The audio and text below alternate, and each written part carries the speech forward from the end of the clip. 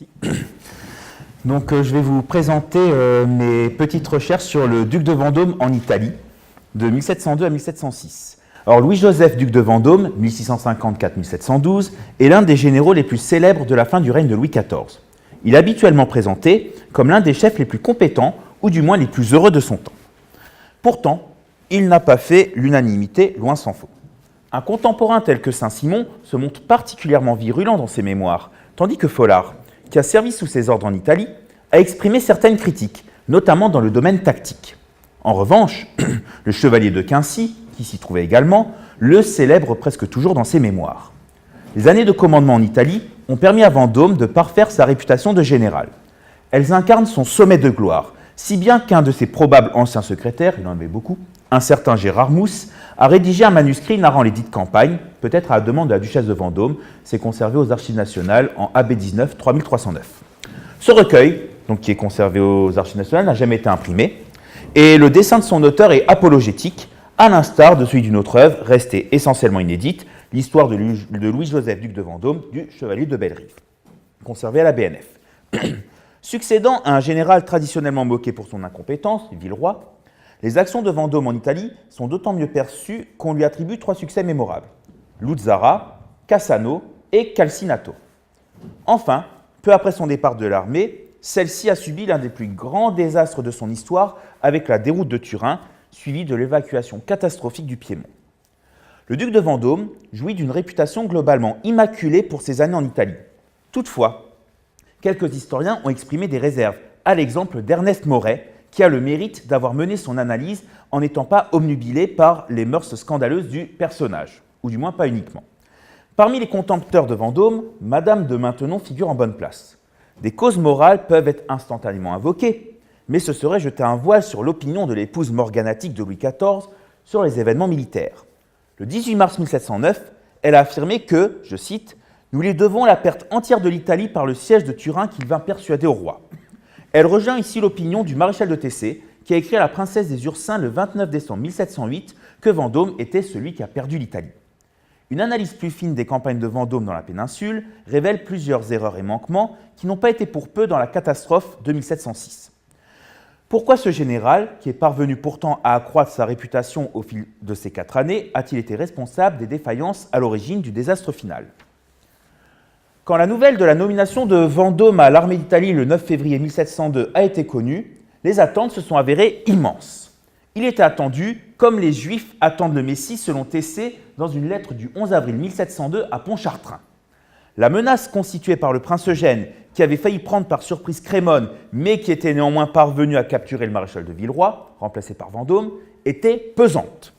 Le Milanais espagnol devait se préparer à une invasion des impériaux, tandis que le duc de Savoie, allié ambigu, n'attendait que l'occasion de pouvoir tourner Casaque. Le fil des événements montre comment Vendôme a provoqué un enlisement des opérations au lieu de rechercher le meilleur moyen d'écarter la menace des impériaux tout en soumettant le Piémont. Au printemps 1702, l'objectif principal était de défendre la Lombardie contre les impériaux. Cette mission défensive était malaisée pour Vendôme dans la mesure où il n'était pas à l'aise dans ce type d'opération. Folard dit d'ailleurs que la guerre de défensive, moins brillante mais plus savante et plus profonde, n'était pas le fait de M. de Vendôme, qui s'est trouvé toujours très embarrassé lorsqu'il s'y voyait réduit. De plus, l'éloignement du théâtre d'opération italien réduisait la possibilité d'une stratégie de cabinet, contrairement à la Flandre. Néanmoins, Vendôme avait un atout psychologique de départ en ayant à ses côtés le jeune Philippe V, roi d'Espagne, donc duc de Milan. Le prince Eugène menaçait Mantoue, dont la prise ouvrait les portes de la Lombardie. Tant qu'il n'a pas reçu les renforts nécessaires devant porter son armée à 80 000 hommes, Vendôme était dans l'incapacité de prendre l'initiative avec les 20 000 hommes dont il disposait. Toutefois, de bonnes dispositions pour entretenir ses troupes, ainsi que le choix d'une bonne ligne défensive sur l'Adda, ont permis d'éloigner les impériaux du Mantuan et du Crémonais. C'est après cela que Vendôme a commencé à disperser ses effectifs pour la défense du Milanais et la prise de places fortes susceptibles d'avoir une importance stratégique. C'est à cette occasion qu'il a été confronté à Eugène au combat de Luzzara le 15 août 1702, dont le caractère indécis explique pourquoi les 2 protagonistes ont revendiqué la victoire. L'enjeu a été ensuite d'établir des quartiers divers, facilitant la défense de la Lombardie. La prise de Governolo près de Luzzara en décembre l'a permis, tout en offrant un avantage psychologique aux Franco-Espagnols. Par ailleurs, Eugène a été appelé auprès de son maître pour le conseiller en matière militaire à la cour de Vienne, à un moment opportun, puisqu'il n'a pu choisir une ligne défensive satisfaisante. La situation de Vendôme était donc des plus favorables au début de l'année 1703.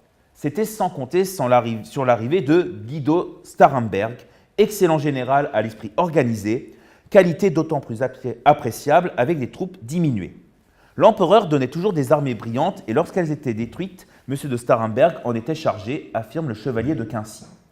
La campagne, commencée à la fin du mois de mai, n'a été marquée que par la prise de petites places fortes sans importance. Vendôme, n'ayant conçu aucun projet tactique concret définitif, amusait le roi de bicoque emporté, de succès de 300 ou 400 hommes, de projets qui ne s'exécutaient point, ironise Saint-Simon. Les opérations ne se résumaient qu'à des coups de main, ponctués d'alertes sérieuses comme l'attaque surprise de Starhemberg au matin du 7 juin 1703 pour empêcher Vendôme d'investir Ossiglia, accompagnée de l'ouverture d'écluses pour inonder les positions franco-espagnoles.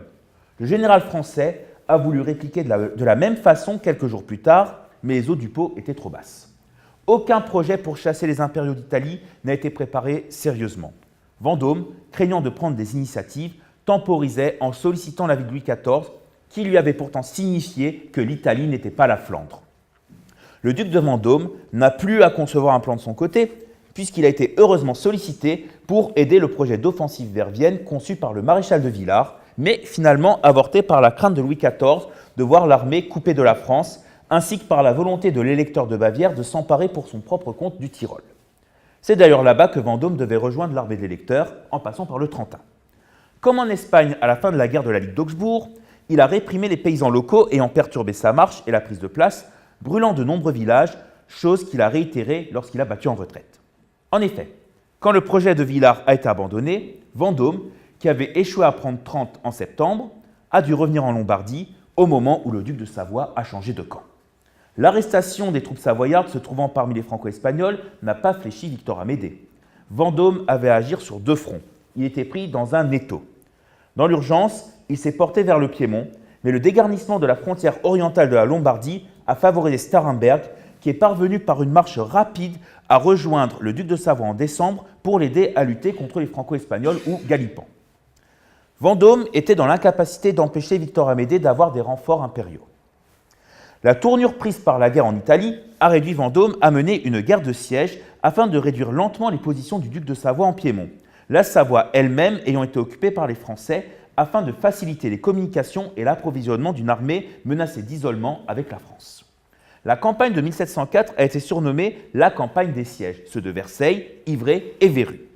Les opérations menées depuis le Dauphiné ont été plus heureuses, la feuillade gendre de Chamillard menaçant le Piémont à l'ouest après la prise de Suse en juin.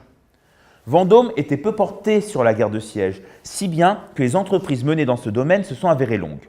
Si Versailles n'a pris qu'un mois et Ivry investi avant même la prise de la première un peu moins, il n'en a pas été de même pour Verrue, dont le duc ne s'est emparé qu'au bout de 6 mois. Le duc de Savoie et Starhemberg avait failli rompre le siège à la fin du mois de décembre, tandis que l'investissement incomplet de la place permettait son approvisionnement via Crescentin, donc au nord-ouest. Ce n'est qu'après la prise tardive de cette position que Verrue est tombé en avril 1705. L'année 1705 était favorable aux Franco-Espagnols, même si l'opiniâtreté de Victor Amédée obligeait ceux-ci à occuper ces États place par place, en détruisant leurs fortifications afin de ne pas avoir à y mettre en garnison trop de troupes pour les défendre. La difficulté nouvelle était que le prince Eugène menaçait la Lombardie avec une nouvelle armée. Le grand prieur, frère de Vendôme, n'a pas été capable de l'empêcher d'y pénétrer, et donc le duc a été obligé de s'y porter avant de retourner en Piémont assiéger Chivas. Et il a dû prestement y revenir, laissant Chivas à la feuillade, car le grand prieur s'est avéré incapable d'entraver la marche d'Eugène, qui cherchait à opérer une jonction avec le duc de Savoie et à anéantir les opérations françaises en Piémont. Donc, en juillet, Vendôme est revenu en Lombardie, où les troupes commençaient à ressentir un sérieux désarroi. Et le 16 août 1705 a eu lieu la bataille de Cassano contre Gênes. Ce combat indécis a définitivement discrédité le grand prieur, qui a précipitamment quitté le champ de bataille. Vendôme a peut-être aussi été gagné temporairement par le désarroi, mais ses subalternes ont réussi à contenir Eugène et le duc a repris son rôle, donnant de sa personne. L'essentiel était qu'Eugène n'a pas pu entrer plus profondément en Lombardie. Néanmoins, cet épisode a mis en lumière le fait que les seconds de Vendôme ont joué un rôle non négligeable dans le maintien des opérations militaires, sachant pallier les erreurs et manquements de leur général.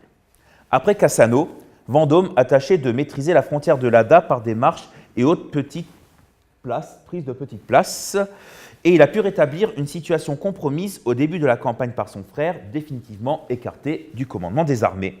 Si bien que le chevalier de Quincy a pu écrire dans ses mémoires que la campagne de 1705 est une des plus belles et des plus savantes du duc de Vendôme, et où sa valeur, sa prudence, sa conduite et sa fermeté ont paru avec le plus d'éclat. Au même moment, a été perdue l'occasion de réduire la résistance de Victor-Amédée en reportant le siège de Turin alors que son armée était diminuée, Eugène n'ayant pu venir le renforcer. Eugène avait dû se replier dans la République de Venise, État pourtant neutre, au risque de l'amener à se ranger aux côtés de la France, et donc Eugène souffrait aussi de manquements et de difficultés, donc des difficultés d'approvisionnement. Il exigeait des renforts. Revenu en France entre janvier et avril 1706, Vendôme a laissé le commandement au comte de Médavy, qui a eu ordre de ne pas mener d'action contre les impériaux alors qu'ils étaient à leur point le plus faible, comme l'a montré Clément Henry dans son article sur le siège de Turin. De plus, Eugène se trouvait à Vienne, ayant laissé le commandement à Reventlow. Le 19 avril, Vendôme a remporté la victoire de Calcinato, qui est à peu près là. Donc Calcinato, qui a permis à Vendôme de pousser les impériaux à se replier en désordre, en deçà de leur position de 1701. L'absence de poursuite, qui aurait pu terminer la guerre en Italie d'après Feuquières, a été d'autant plus dommageable que les vaincus ont pu croiser les renforts amenés par le prince Eugène, qui a rétabli le moral et l'organisation des troupes. L'été venu, l'objectif d'Eugène était de franchir l'Adige afin de venir secourir Victor-Amédée, dont la capitale Turin était investie depuis le début du mois de juin. Vendôme, croyant que sa ligne de défense, pourtant trop étendue et mince, suffisait, a eu la surprise de voir son adversaire la franchir aisément le 12 juillet 1706, entraînant un repli des Franco-Espagnols sur le Mincio. Quelques jours après, Vendôme a reçu l'ordre de remplacer en Flandre Villeroy, vaincu le 23 avril précédent à Ramillies. Donc il n'a pas eu l'occasion de voir la jonction d'Eugène avec Victor-Amédée et le désastre final sous les murs de Turin. Cette chronologie succincte des actions de Vendôme en Italie suggère des manquements dont ont su profiter les impériaux, menés par des généraux de qualité comme Starhemberg et le prince Eugène. 3 batailles ont été livrées, à l'avantage de Vendôme, mais sans qu'elles soient décisives. Le cas de Calcinato est le plus notable. Au même moment, la guerre de siège n'a pas forcé le duc de Savoie à demander la paix. Un sentiment d'inefficacité malgré des opérations sans être couronné de succès apparaît. En quoi Vendôme a-t-il favorisé cette situation ? Le chevalier de Quincy considérait Vendôme comme un général désintéressé. Celui-ci tâchait de se présenter sous une apparence modeste afin de marquer sa proximité avec ses troupes, même s'il s'agissait en partie d'un subterfuge pour donner quelques lustres à sa saleté habituelle, narrée avec mordant par Saint-Simon. Populaire auprès des soldats, il était bien moins aux yeux des officiers, notamment généraux. Il ressort de ses actions la figure d'un velléitaire aux vues courtes. Le désintéressement à l'armée dissimulait mal une ambition dévorante. Descendant d'Henri IV par bâtardise, il appartenait au prince légitimé, au rang ambigu. Son grand dessein était de se rapprocher des princes du sang. Le commandement des armées devait réaliser ce souhait, mais il fallait pour cela commander les maréchaux de France. Contrairement à ce qu'on lit encore malheureusement trop souvent, le duc de Vendôme n'a jamais été lui-même maréchal de France, Louis XIV ayant jugé que cet office était en deçà de ses origines royales. La fin de l'année 1703 avait préoccupé le duc à cause de l'arrivée de Tessé en Italie, qui était devenu maréchal de France et qui aurait pu avoir Vendôme sous ses ordres, puisque Vendôme officiellement n'était que lieutenant général des armées du roi. Et donc Vendôme ne pouvait prétendre aux mêmes prérogatives que les princes du sang, seul capable d'avoir autorité sur les maréchaux. Afin d'éviter des dissensions dans un contexte difficile, l'échec sur le Trentin et la défection du duc de Savoie, Louis XIV a confié une armée séparée à Tessé. La revendication d'un commandement sur les maréchaux a perturbé l'organisation des armées, le maréchal de Villars ayant lui-même osé refuser de servir en Italie.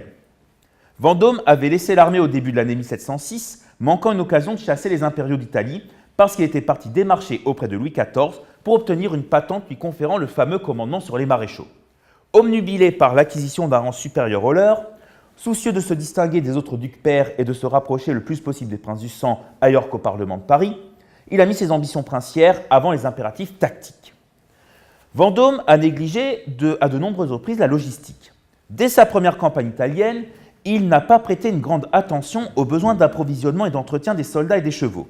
Les maladies ont joué un rôle dans l'affaiblissement de son armée, a fortiori pendant les périodes d'inertie, comme au début de la campagne de 1703, ou de stagnation, ainsi lors du siège de Véru, long et meurtrier. Les désertions n'étaient pas rares, afin d'échapper aux privations et aux maladies. Vendôme relativisait beaucoup les pertes subies par son armée. Le chevalier de Quincy se souvient dans ses mémoires de la légèreté dont a fait preuve le général lors de la retraite du Trentin, au cours de laquelle les chevaux ont été atteints du mal de feu, inflammation mortelle du cerveau. 40% des cavaliers avaient perdu leur monture. Tant mieux, comme dit Arlequin, nous en décamperons plus vite et nous en marcherons plus aisément, a badiné Vendôme face aux officiers qui lui exposaient la situation critique de la cavalerie. Des erreurs ont été commises quant à la disposition des troupes sur un territoire assez vaste, englobant le Piémont et la Lombardie. La plus marquante a probablement été celle mentionnée par Montesquieu dans ses voyages lorsqu'il a relaté sa rencontre avec Bonneval, officier français ayant combattu sous Vendôme avant de passer au service des impériaux. Pour Bonneval, l'échec italien tient essentiellement en un facteur, la disposition de garnisons dans plusieurs places fortes, diminuant de fait la puissance de l'armée franco-espagnole destinée à mener les opérations de mouvement. L'expérience catalane avait incité Vendôme à éviter que le retour des troupes adverses dans des places leur ayant été prises soit synonyme de reconstruction des fortifications. L'armée d'Italie n'était pas à l'abri de cette éventualité, d'autant plus qu'Asti avait été perdue en septembre 1705 par une terrible méprise, la confusion avec Acqui. L'ordre de la feuillade a été envoyé au gouverneur de la première place au lieu de la seconde, et Victor-Amédée Starhemberg ont profité de l'erreur pour s'emparer d'Asti, privant les Franco-Espagnols d'une place stratégique pour encercler Turin en vue de son siège. Selon Bonneval, en voulant toujours conserver toute l'Italie jusqu'au moindre village, de manière qu'avec 65 ou 70 000 hommes, Vendôme était toujours aussi faible, quelquefois plus que le prince Eugène qui n'avait rien à garder. Ce dernier disait d'ailleurs qu'il ne se soucierait pas qu'un ennemi plus faible prît des places, parce qu'il lui prendrait son armée avec ses places. Ce choix et l'extension de lignes de défense sur une trop longue distance ont favorisé Eugène, qui a toujours su pénétrer en Lombardie sans trop de difficultés. Le point critique majeur est certainement le siège de Turin, maintes fois reporté et réalisé au moment le moins opportun. L'historiographie ne se focalise quasiment que sur un élément, à savoir l'attaque sur la citadelle, le point le plus difficile. La feuillade a été discréditée à jamais, d'autant plus qu'il n'aurait pas suivi les conseils de Vauban, dont les idées ont été érigées en système par lui progressivement, alors que ses méthodes commençaient à être délaissées au profit d'actions plus rapides, comme à Kehl et à Nice. En fait, le gendre de Chamillard était au départ disposé à s'entretenir avec Vauban. Cependant, Vendôme a une influence certaine dans le but de le convaincre que Turin pouvait être prise de la même manière que Véru, c'est-à-dire par l'endroit le plus difficile et sans investir entièrement la ville. Il a d'ailleurs écrit à Louis XIV que le siège de Véru était beaucoup plus difficile que celui de Turin et que si Sa Majesté avait consulté M. de Vauban, nous n'aurions ni Véru ni Chivas. Plein de certitudes, Vendôme n'aimait pas que l'on s'immisce dans ses attributions, par orgueil certainement, mais peut-être aussi pour que l'on ne s'aperçoive pas de son manque de rigueur, de ses défaillances personnelles. Car les campagnes d'Italie ont été marquées par une absence de vue d'ensemble. Les actions ont plus été motivées par les circonstances, d'abord bloquées à Lombardie aux impériaux, puis ensuite on s'est appuyé sur les directives supérieures, par exemple la jonction avec l'électeur de Bavière, ou les circonstances plus ou moins imprévues, la guerre avec le duc de Savoie. En 1705, Vendôme s'est personnellement occupé de la frontière orientale de la Lombardie pour contrer Eugène, laissant les sièges à la feuillade notamment, tandis que le Milanais était confié au prince de Vaudémont. L'étendue du champ d'opération justifiait cette décentralisation du commandement. Cependant, cette décision a réduit sa vision globale du terrain italien. De plus, il était soupçonné de donner une place plus importante à la feuillade afin de faire plaisir à Chamillard, qui aurait été plus à même de démarcher auprès du roi pour lui donner le pouvoir de commander les maréchaux de France. Même sur un terrain circonscrit, il arrivait à Vendôme de ne pas conclure ses actions. Sa santé lui jouait des tours, a fortiori au regard de sa syphilis mal soignée, qui altérait son discernement, finalement un peu comme Gamelin en 1940. Le chevalier de Quincy le décrit pourtant en train de suivre les mouvements du prince Eugène de près, sans beaucoup s'appuyer toutefois sur des missions de reconnaissance. Celle-ci aurait pu lui révéler la faiblesse des impériaux hivernant dans la République de Venise. Après Calcinato, il aurait pu les poursuivre et leur infliger une sévère défaite décisive. Les renforts d'Eugène seraient arrivés trop tard, dans un contexte de désarroi face à un adversaire galvanisé par son succès. Ces manquements sont alliés à son habituelle paresse, qui l'empêchait de prendre les devants, n'entrant en action que tard dans la journée ou brusquement en cas d'alerte. Vendôme a manqué donc de nombreuses opportunités. Il a fait preuve de manquement dans sa gestion de l'armée d'Italie. Et en fait, c'est là qu'on voit que par ses erreurs, finalement, il était responsable au moins en partie du désastre italien, car il a d'abord diffusé un mauvais exemple. Car aux yeux des officiers généraux en Italie, le duc de Vendôme était en théorie le plus expérimenté, puisqu'il avait déjà commandé en Catalogne durant la guerre de la Ligue d'Augsbourg. Mais alors, ce qu'il y a, c'est qu'il a paru heureux, mais sans procéder à des retours d'expérience pour éviter les erreurs commises. Au contraire, il jugeait que la fin justifiait le moyen, même s'il y avait eu défaillance. La prise de verrue après le siège long et meurtrier donc, a été due à de sérieux manquements de sa part pour investir la place, et ce succès l'a persuadé qu'il pouvait prendre Turin de la même manière. Un moment hésitant, La Feuillade a choisi de suivre son exemple pour mener le dit siège, avec le résultat que l'on connaît. La négligence personnelle qu'il affichait n'encourageait pas la discipline militaire, et ce à toutes les échelles. À l'instar de Condé, il pouvait avoir de bonnes intuitions, mais ce n'était pas suffisant pour mener une campagne qui ne soit pas mitigée. Condé était en difficulté face à un adversaire de qualité, tel que Guillaume d'Orange à Senef, tout comme Vendôme face au prince Eugène et à Starhemberg. Sa victoire la plus incontestable qu'Alcinato a été remportée face à Reventlow, aux qualités plus relatives. De plus, cette manière de commander était à l'origine d'occasions perdues. Donc son expérience personnelle lui permettait de redresser des situations compromises, d'éviter des désastres complets, comme en 1705. Donc il avait une longue expérience, et ce qu'il y a, c'est qu'en montrant quand même cet exemple de quelqu'un qui redresse une situation par des négligences, c'est que La Feuillade aurait pu se dire qu'il pouvait agir de la même manière, sauf que La Feuillade était trop jeune et n'avait pas eu l'expérience du commandement et du combat comme Vendôme, parce que Vendôme servait depuis 1672, La Feuillade est née en 1673, donc c'est-à-dire que La Feuillade quand même manquait sérieusement d'expérience. Aussi, on peut dire une chose, c'est que Vendôme privilégiait quand même des fois l'intérêt personnel au détriment de l'État. Le chevalier de Quincy dit que c'était l'un des meilleurs citoyens et donc qu'il ne servait que Sa Majesté, mais ces démarches pour ne pas avoir un maréchal de France dans son armée, ces démarches pour commander les maréchaux, jusqu'à retarder sa venue en 1706, c'était quand même renforcer, donc insister sur l'intérêt personnel au détriment de l'État. Mais en même temps, quel officier général ne nourrissait pas d'ambition? Le service de l'État était grandement conditionné par la perspective de récompense, d'élévation.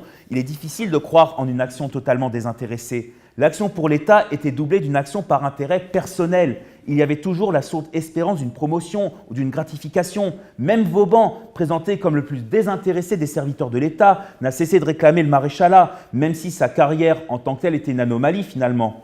Cependant, nous pouvons observer une évolution par rapport aux guerres du début du gouvernement personnel de Louis XIV. C'est que l'époque du ministère de Louvois était celle d'une canalisation de l'accession aux plus hautes dignités, avec fort peu de promotions individuelles à l'office de maréchal de France. Donc c'était plutôt, on va dire, donc il y avait très peu de promotions ponctuelles. C'était pareil sous Barbézieux, mais par contre avec Chamillard, il y avait beaucoup de promotions isolées pour des actions remarquables ou perçues comme telles, Villars, Berwick, D'Artagnan, mais aussi pour la participation à des projets, Marsin, Gasset et Beson. La distinction isolée avait repris de l'importance et est devenue plus prestigieuse que la fournée de maréchaux de France. Et La Feuillade aurait aimé être élevée pour des raisons similaires, d'autant plus que Berwick avait bénéficié de cela après la prise du château de Nice en février 1706. Donc, tant Vendôme que La Feuillade ont songé en priorité à leur ambition personnelle, mettant en second plan les impératifs immédiats. D'une certaine manière, s'annonçait ici l'esprit qui s'est développé au XVIIIe siècle avec les rivalités préjudiciables à l'équilibre du commandement, comme l'a montré Vendôme en Flandre en 1708. C'est d'ailleurs après ce désastre flamand que je vais terminer que les critiques sur son commandement en Italie ont éclaté au grand jour, à l'exemple de Maintenon et de Tessé. Vendôme a été plutôt dédouané jusque-là. Le hasard du calendrier a joué en sa faveur. Il a quitté l'armée à la mi-juillet 1706, quelques jours après avoir laissé filer le prince Eugène, qui a entamé sa marche vers Turin. Quand le désastre turinois de septembre a eu lieu, Vendôme se trouvait en Flandre. Il a eu la chance d'être loin de son ancien théâtre d'opération. Donc les responsabilités ont été imputées à La Feuillade, à Marsin, le duc d'Orléans ayant paru impuissant face à deux généraux qu'il jugeait plus expérimentés que lui, investissent son premier commandement. C'est pour ça que Villars a refusé d'aller en Italie une deuxième fois en disant « les dispositions de Vendôme sont mauvaises ». Donc sur ce coup, il avait raison. L'évacuation précipitée du Piémont par La Feuillade a achevé de concentrer l'essentiel des responsabilités de la défaite sur lui. Son action a rendu caduque la victoire de Médavy à Castiglione le 9 septembre 1706, 2 jours après Turin. La Feuillade n'avait définitivement pas appris à garder une certaine retenue face à l'échec, contrairement à Vendôme, à qui l'on peut reconnaître cette qualité. Celle-ci a justifié le statut de sauveur qu'il avait su forger, bien que cette stature ne lui ait été d'aucune utilité en Flandre, où ses défaillances se sont révélées d'une plus grande gravité. Nul n'a jamais nié son courage, y compris auprès de ses détracteurs. Cette valeur ne faisait pourtant pas entièrement la qualité d'un général, mais était indispensable pour rétablir le moral des troupes et poursuivre une campagne en dépit des difficultés. Louis XIV en avait conscience, laissant donc son petit cousin commander, nonobstant ses faiblesses. L'origine royale est également une autre raison du dédouanement dont a bénéficié Vendôme. En effet, dénoncer ses défaillances aurait été insulter le sang de France, issu de bâtards certes, mais descendant d'Henri IV malgré tout. Et ce n'est qu'en 1708, lorsqu'il a offensé un petit-fils de France, le duc de Bourgogne, qu'il a perdu son crédit. Pour conclure, on peut dire que Vendôme était une figure majeure de l'historiographie militaire de la fin du règne de Louis XIV, elle est toujours, et il incarne les paradoxes d'un général combinant des qualités essentielles au combat, tout en manquant celles inhérentes à un tacticien capable de manœuvre à l'instar d'un Turenne. Les généraux avaient évolué dans leur pratique et par conséquent, d'après certains contemporains, dans leur qualité. La disparition de généraux d'envergure supérieure comme Turenne, Créqui et Luxembourg, ou à la rigueur Condé, avait été ressentie au début de la guerre de succession d'Espagne. Villars et Vendôme ont incarné la relève. Si le premier avait des vues larges, parfois trop, peut-être excessif donc aux yeux de Louis XIV, le second s'obstinait à mener des opérations plus mineures, car circonscrites à des espaces plus modestes, n'hésitant pas à décentraliser son commandement. Les négligences personnelles de Vendôme, connues par les officiers de l'armée d'Italie, n'ont pas donné le bon exemple, notamment auprès de La Feuillade, qui a pu se croire aussi heureux que le descendant d'Henri IV. Dans le domaine moral et tactique, Vendôme a contribué à diffuser de mauvaises habitudes, où l'ambition personnelle occupait une place majeure. Il a eu la chance de ne pas voir l'échec de ses dispositions en Italie, ce qui ne l'a pas empêché d'échapper à ses responsabilités. L'échec flamand a révélé ses défaillances, plus flagrantes sur un terrain d'opération mieux connu de la cour par sa proximité. Il a fallu à Vendôme un exil militaire volontaire en Espagne pour retrouver un certain lustre, même si, encore une fois, il avait dû compter sur la qualité de ses seconds, tels que O'Mahony à Villa Viciosa en 1710. Personnage atypique. Au-delà même du portrait au vitriol peint par Saint-Simon, le duc de Vendôme incarne le mélange des grandeurs et décadences du commandement des armées au crépuscule du règne de Louis XIV. Je vous remercie.